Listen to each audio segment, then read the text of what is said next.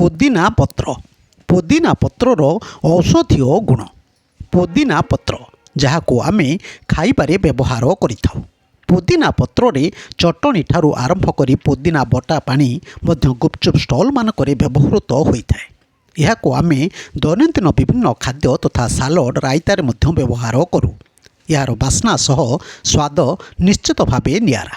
ଏହାକୁ କେବଳ ଖାଦ୍ୟରେ ଆମେ ବ୍ୟବହାର କରିଥାଉ ତା ନୁହେଁ। ଏହି ପତ୍ରରେ ବିଭିନ୍ନ ଔଷଧୀୟ ଗୁଣ ମଧ୍ୟ ଭରି ରହିଛି। ପେଟର ବିଭିନ୍ନ ସମସ୍ୟାକୁ ଠିକ୍ କରୁଥିବା ଏହି ଉପକାରୀ ଉଦ୍ଭିଦର ଅନେକ ଔଷଧୀୟ ଗୁଣ ରହିଛି। ପୋଦିନା ଆଣ୍ଟିବାୟୋଟିକ୍ ଔଷଧର କାର୍ଯ୍ୟ କରିଥାଏ। ଏହା ମଧ୍ୟ ସୌନ୍ଦର୍ଯ୍ୟ ବୃଦ୍ଧିରେ ସହାୟକ ହୋଇଥାଏ। ଥଣ୍ଡା ରୋଗରେ ନିୟମିତ ପୀଡ଼ିତ ହେଉଥିଲେ ପୋଦିନା ରସରେ ଗୋଲମରିଚ ଓ ବିଟ୍ ଲୁଣ ପକାଇ ଚା ଭଳି ଫୁଟାଇ ପିଇବା ଦ୍ୱାରା ଥଣ୍ଡା ରୋଗରୁ ମୁକ୍ତି ମିଳିଥାଏ। ବାରମ୍ବାର ହାକୁଟି ହେଉଥିଲେ ତା'ର କିଛି ପତ୍ରକୁ ଚୋବାଇ ଖାଇବା ଦ୍ୱାରା ହାକୁଟି ନିୟନ୍ତ୍ରଣ କରିଥାଏ।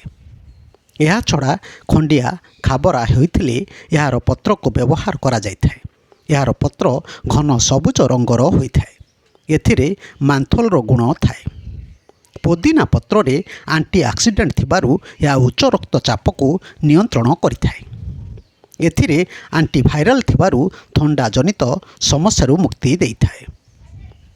ପେଟ ଗୋଳମାଳ ପେଟ ସମ୍ବନ୍ଧୀୟ ସମସ୍ୟା ଅର୍ଥାତ୍ ଗ୍ୟାସ୍ ସମସ୍ୟା ଦୂରେଇବାରେ ପୋଦିନା ପତ୍ର ଭଲ କାର୍ଯ୍ୟ କରିଥାଏ। ମଳକଣ୍ଟକ ଥିଲେ ପୋଦିନା ପତ୍ର ବ୍ୟବହାର କରନ୍ତୁ। ଏହା ମୁଖ ଗହ୍ୱର ସମସ୍ୟା ଅର୍ଥାତ୍ ଦାନ୍ତ ପାଇଁ ଲାଭଦାୟକ ହୋଇଥାଏ। ଏହି ପତ୍ରର ସୁଗନ୍ଧ ହେତୁ ଅବସାଦ ପରି ସମସ୍ୟା ଦୂର ହୋଇଥାଏ।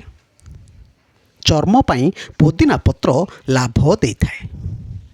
ପତ୍ରକୁ ଚୋବାଇ ଚୋବାଇ ଖାଇଲେ ବ୍ୟାକ୍ଟେରିଆ ସଂକ୍ରମଣରୁ ମୁକ୍ତି ମିଳେ। ପୋଦିନା ଚଟଣିରେ ଚଟପଟି ସ୍ୱାଦ ସମସ୍ତଙ୍କ ମନ ମୋହିଥାଏ। ଏହା ବାନ୍ତି ମଧ୍ୟ ଦୂର କରେ। ବଡ଼ ବଡ଼ କମ୍ପାନୀ ପୋଦିନା ପତ୍ରକୁ ଟୁଥପେଷ୍ଟରେ ବ୍ୟବହାର କରୁଥିବା ବେଳେ ଚିଙ୍ଗମ୍ ମିଠାରେ ଏହାର ଫ୍ଲେଭର ମଧ୍ୟ ବଜାରରେ ଉପଲବ୍ଧ ହେଉଛି। ହଜମ କରିବାରେ ପୋଦିନା ପତ୍ରର ବ୍ୟବହାର ସବୁଠୁ ଭଲ। ମୁଣ୍ଡବିନ୍ଧା ଚର୍ମ କୁଣ୍ଡେଇ ହେବା ଦେଖାଦେଲେ ପୋଦିନା ପତ୍ରର ସାହାଯ୍ୟ ମଧ୍ୟ ନେଇପାରିବେ। ଶରୀରରେ ରୋଗ ପ୍ରତିରୋଧକ ଶକ୍ତି ବୃଦ୍ଧି କରିବାରେ ପୋଦିନା ପତ୍ର ଭଲ କାର୍ଯ୍ୟ କରେ। ଜାଣିଲେ ପୋଦିନା ପତ୍ରର ଔଷଧୀୟ ଗୁଣ ବିଷୟରେ। ବ୍ୟୁରୋ ନ୍ୟୁଜ୍ ଓଡ଼ିଶା କଥା। ଓଡ଼ିଶା କଥା ୟୁଟ୍ୟୁବ୍ ଚ୍ୟାନେଲଟିକୁ ଆପଣମାନେ ଦେଖୁଛନ୍ତି। ମତାମତ ଦିଅନ୍ତୁ, ଲାଇକ୍ କରନ୍ତୁ, ସବସ୍କ୍ରାଇବ୍ କରନ୍ତୁ ଓ ସେୟାର ମଧ୍ୟ କରନ୍ତୁ।